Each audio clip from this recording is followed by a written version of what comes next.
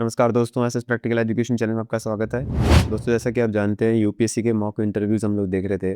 जी हाँ, इंटरव्यू वगैरह में किस टाइप के क्वेश्चंस आते हैं, मॉक इंटरव्यू हम लोग इसकी प्रैक्टिस कर रहे थे। तो उसी सीरीज़ में आज हम लोग आगे क्वेश्चन करने वाले हैं। ये जो क्वेश्चंस है दोस्तों, आपको काफ़ी हेल्पफुल रहने वाले हैं, चाहे वो असिस्टेंट डायरेक्टर का एग्ज़ाम हो या फिर जो भी डीपीए का एग्ज़ाम है, डेटा प्रोसेसिंग असिस्टेंट का, उसमें और जो ट्रेनिंग ऑफिसर का एग्ज़ाम होने वाला है, इन तीनों ही एग्ज़ाम में काफ़ी ज़्यादा हेल्पफुल रहने वाले हैं। इवन जो डिफरेंट यूपीएससी के टेक्निकल एग्ज़ाम्स होते हैं, उनमें भी आपको काफ़ी हेल्पफुल रह सकते हैं। तो वीडियो के लास्ट तक बने रहिएगा दोस्तों, और लास्ट में आपको समझ में आ जाएगा कि इंटरव्यू का पैटर्न क्या होता है, किस टाइप्स के लॉजिकल क्वेश्चंस पूछे जाते हैं, वो सभी आप इस वीडियो के लास्ट तक जान पाएंगे। जल्दी से हम लोग शुरुआत करेंगे। उससे पहले अगर आप चैनल पर नए हैं, एसएस प्रैक्टिकल एजुकेशन चैनल पर, और चैनल को अगर सब्सक्राइब नहीं किया दोस्तों, तो एसएस प्रैक्टिकल एजुकेशन चैनल को भी सब्सक्राइब कर लीजिएगा, जिससे आपके पास लेटेस्ट नोटिफिकेशन एंड अपडेट्स जो है वो आते रहें जॉब से रिलेटेड, एज वेल एज जो हम लोग एमसीक्यूज वगैरह देखते हैं वो हम लोग देखते रहें। तो आज हम नेक्स्ट पार्ट पे जा रहे हैं। पार्ट 5 में आई थिंक हम लोगों ने काफ़ी सारे क्वेश्चंस जो ऑलरेडी डिस्कस कर लिए थे, तो उसका वीडियो भी मैंने यहाँ पे आई लिंक पे डाल दिया है, वो भी जाके आप देख सकते हैं। तो जल्दी से शुरुआत करेंगे इस क्वेश्चन के साथ कि टू ट्रांजेक्शन एग्जीक्यूट साइमल्टेनियसली। दो ट्रांजेक्शन है मेरे पास, T1 और T2।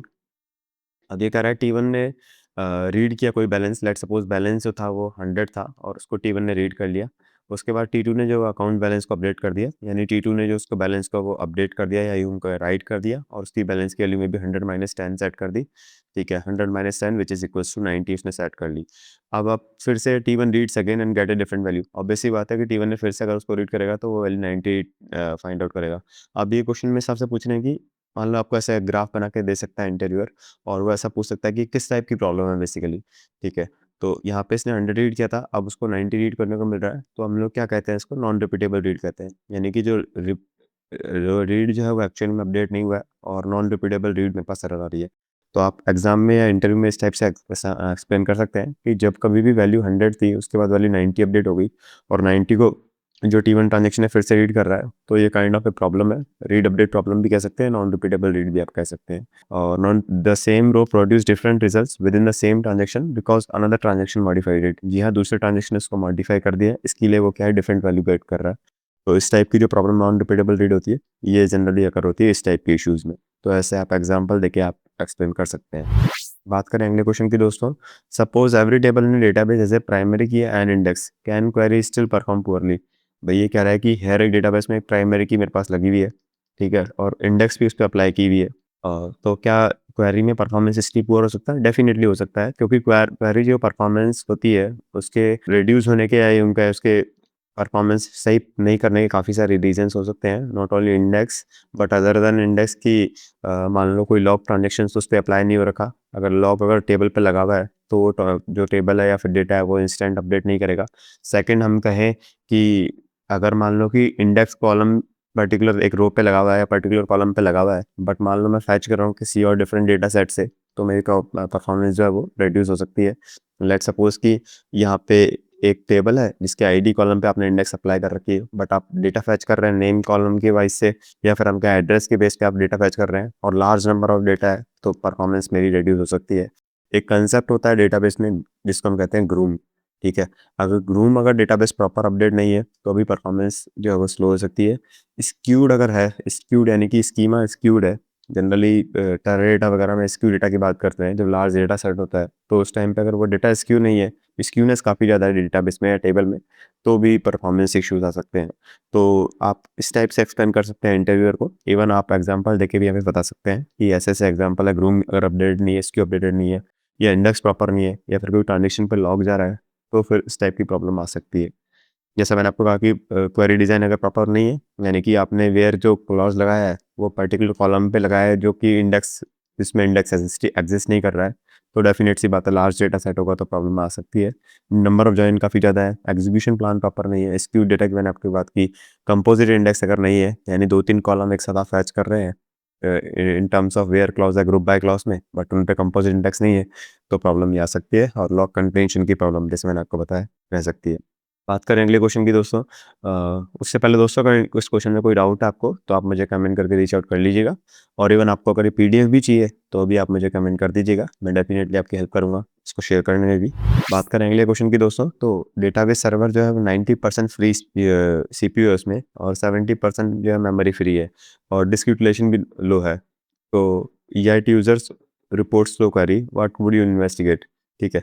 बेसिकली कहना चाह रहा है कि मेरा सीपीयू यहाँ पे 90% फ्री है, ठीक है। मेमोरी भी मेरे पास फ्री, रैम भी मेरे पास फ्री है और डिस्क का यूटिलाइजेशन है वो भी काफ़ी लो है, ठीक है। आईओ जो इनपुट आउटपुट ऑपरेशन है वो काफ़ी लो है, फिर भी मेरी क्वेरी परफॉर्म स्लो हो रही है। तो आप कैसे इसको रेक्टिफाई करेंगे? क्या इस डेटाबेस का इशू हो सकता है? डेफिनेट सी बात है, हो सकता है।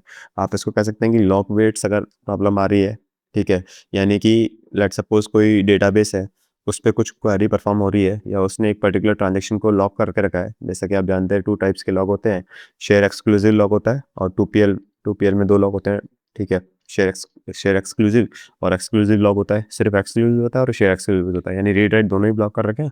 और एक होता है एक्सक्लूसिव लॉक, यानी कि राइट आपने ब्लॉक कर रखा है। तो अगर एक्सक्लूसिव लॉक है और दूसरा ट्रांजेक्शन लॉक वेट कर रहा है तो इस टाइप की प्रॉब्लम आ सकती है। अगर कोई सेशन ब्लॉक हो रखा है तो जिसकी वजह से ही प्रॉब्लम हो सकती है। नेटवर्क की वजह से भी काफ़ी ज़्यादा इश्यूज़ आ सकते हैं दोस्तों, या नेटवर्क लेटेंसी की वजह से प्रॉब्लम अकर हो सकती है। और कनेक्शन पूल एग्जीक्यूशन है तो उसकी वजह से प्रॉब्लम हो सकती है। अगर आपका क्वेरी प्लान प्रॉपर एग्जीक्यूट नहीं हो रहा तो भी प्रॉब्लम आ सकती है। और स्टैटिस्टिक्स अगर अपडेटेड नहीं है, जैसा कि आप जानते हैं जनरेटिव स्टैटिस्टिक्स होती है, किसी भी टेबल की स्टैटिस्टिक्स अप टू डेट होनी चाहिए। जब कभी भी आप मल्टीपल रीड एंड राइट करते हैं किसी एक टेबल पे, तो डेटा की जो स्क्यूनेस होती है वो काफ़ी ज़्यादा बढ़ जाती है। तो इसको अपडेट करने के लिए आप उसकी जो स्टैटिस्टिक्स होती है उसको रेगुलर अपडेट करना रहता है, तो इस वजह से ही प्रॉब्लम आ सकती है।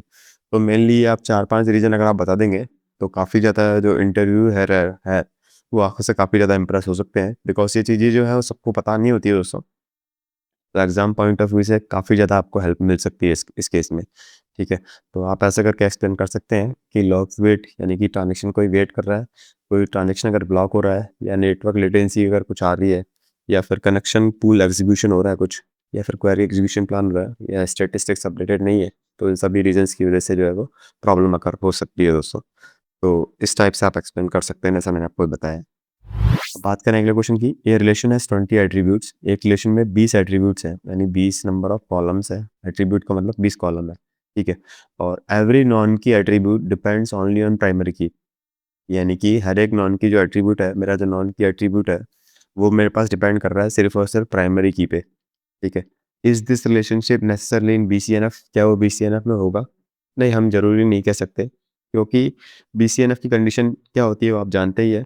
यह जो रिलेशन है ये 2NF में हो सकता है या 3NF में भी हो सकता है, क्योंकि या तो BCNF की भाई 3NF की कंडीशन क्या होती है, कोई भी मेरे पास ट्रांजिटिविटी डिपेंडेंसी नहीं होनी चाहिए, यानी कि A से B डिफाइन हो रहा है और फिर B से C डिफाइन अगर हो रहा है तो बाय डिफ़ॉल्ट A से C डिफाइन हो जाएगा, जो कि मेरी एक ट्रांजिटिव डिपेंडेंसी को शो करता है।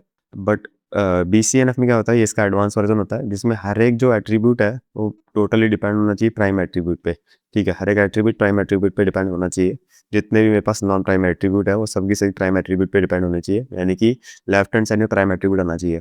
अब आप यहाँ पे क्वेश्चन में ये तो कह रहे हैं कि 20 एट्रीब्यूट है और हर एक डिपेंड हो रहा है, बट एक कंसर्न इसमें ये भी हो सकता है कोई एक ऐसा एट्रीब्यूट हो, मान लो कि लेट्स सपोज कॉन्टैक्ट नंबर है और मेरे पास नेम है कॉलम, तो नेम से अगर मैं कॉन्टैक्ट आइडेंटिफाई कर पा रहा हूँ तो ये क्या हो जाएगा, नॉन प्राइम एट्रीब्यूट से नॉन प्राइम एट्रीब्यूट भी डिटरमाइन हो जाएगा। तो हम ये लोग श्योरली नहीं कह सकते कि वो 20 एट्रीब्यूट्स अगर उसमें हैं और अगर सारे के सारे ही प्राइम पे डिपेंड है तो बात अलग है, बट अगर इंटरनली कोई अगर नॉन प्राइम से डिपेंड है तो हम लोग उसको श्योर नहीं कह सकते, ठीक है। और जैसा कि इसमें बताया गया कि BCNF जो है वो एडिशनली रिक्वायर्स होता है determinant to be a candidate की, यानी कि कैंडिडेट की या फिर प्राइमरी की होना चाहिए वो। और काफ़ी सारी कैंडिडेट की जो है वो इनकरेक्टली एज्यूम करती है 3NF में और उसको BCNF में इम्प्लीफाई कर देती है, बट ऐसा ज़रूरी है हर केस में नहीं होता है। तो आप इस हिसाब से इंटरव्यू को एक्सप्लेन कर सकते हैं, तो काफ़ी ज़्यादा आपको हेल्प मिलेगी एग्जाम को क्रैक करने में। और एक अच्छा क्वेश्चन, ये भी काफ़ी अच्छा क्वेश्चन है, फुल स्कैन पे क्वेश्चन है, फुल टेबल स्कैन पे क्वेश्चन है, कि कह रहा है कि फुल टेबल स्कैन जो फास्टर होता है देन इंडेक्स स्कैन। भाई मेरे पास मान लो कि 100 मिलियन का या फिर 10 मिलियन का डेटा रिकॉर्ड है, ठीक है। 10 मिलियन रिकॉर्ड्स है उसमें पर्टिकुलर टेबल में। अब मैंने इंडेक्स लगा रखी है ID वाले कॉलम पे, ठीक है। अब अगर मैं इंडेक्स से पेज करता हूँ, let's suppose where ID equals to ID greater than equals to 100 मान लो, ठीक है। अब अगर मान लो इंडेक्स से मैं इतने large number of data set को फैच करता हूँ तो क्या होगा, इसमें एक स्टेप मेरे लिए एक्स्ट्रा बढ़ जाता है। जैसे मैंने आपको पहले भी ये चीज़ बता रखी है कि पहले तो वो टेबल पे जाके स्कैन करेगा, ठीक है। और एक उससे पहले जो इंडेक्स वाला डेटा है उस पर भी जाके वो स्कैन करेगा। एक बार मैं आपको फिर से समझा देता हूँ इसको, 1 मिनट आप मुझे दीजिएगा जिसमें मैं इसको रफ कर देता हूँ। तो देखिए दोस्तों, जैसे कि मान लो कि एक मेरे पास टेबल है, ठीक है। एक टेबल है जिसमें मेरे पास 10 मिलियन रिकॉर्ड है, ठीक है। और एक मेरी दूसरी टेबल है जिसमें मैंने इंडेक्स लगा रखी है, तो इसमें इंडेक्स का डेटा है, ठीक है। इसमें जो है वो डेटा इंडेक्स वाला डेटा है, जो इंडेक्सिंग को पॉइंट कर रहा है। बेसिकली इंडेक्स कुछ नहीं है, इट्स नथिंग बट ये हर एक वैल्यू के हिसाब से एक इंडेक्स यहाँ पे हम लोगों ने क्रिएट कर रखी है जो उसको पॉइंट कर रहा है।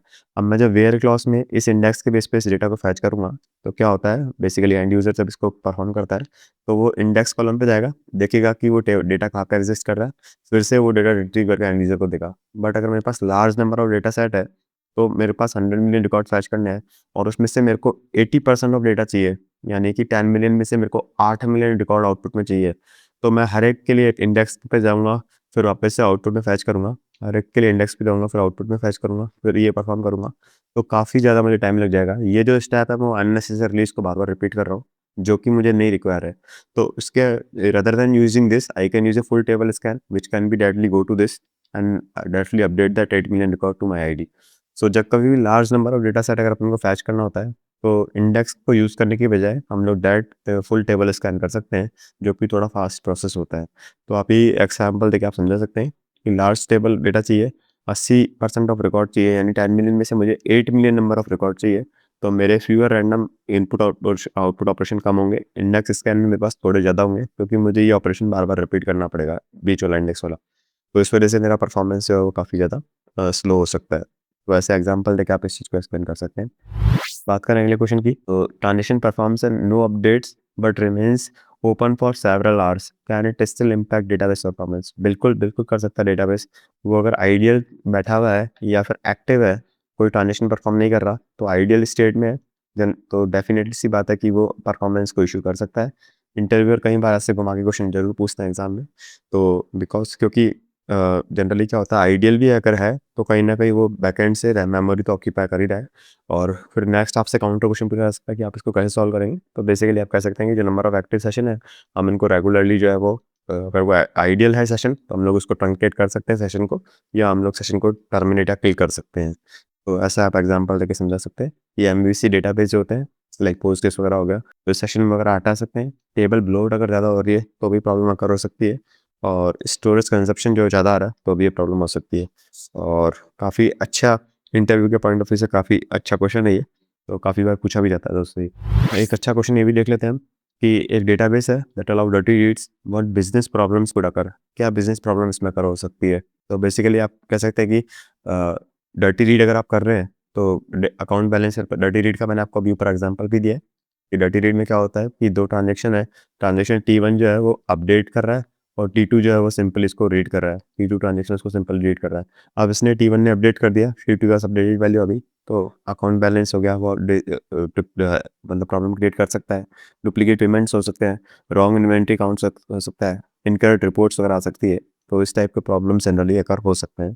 तो आप एग्जांपल के साथ इसको बता देंगे तो काफ़ी अच्छा इंप्रेशन जो होता है इंटरव्यू के ऊपर जाता है।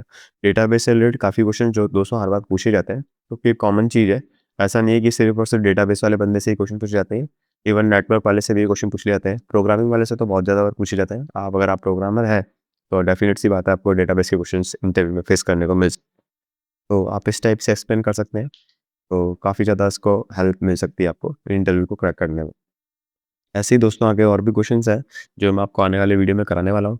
आपके कोई डाउट है तो आप मुझे कमेंट कर दीजिएगा। इवन अगर ये पीडीएफ वगैरह भी चाहिए आपको आपके रिवीजन के पर्पज़ से एग्ज़ाम से जस्ट पहले, तो भी आप मुझे कमेंट करके रीच आउट कर लीजिएगा। चैनल पर नए हैं तो चैनल को सब्सक्राइब करना नहीं भूलिएगा दोस्तों, और thank you so much again for watching the video and have a good day.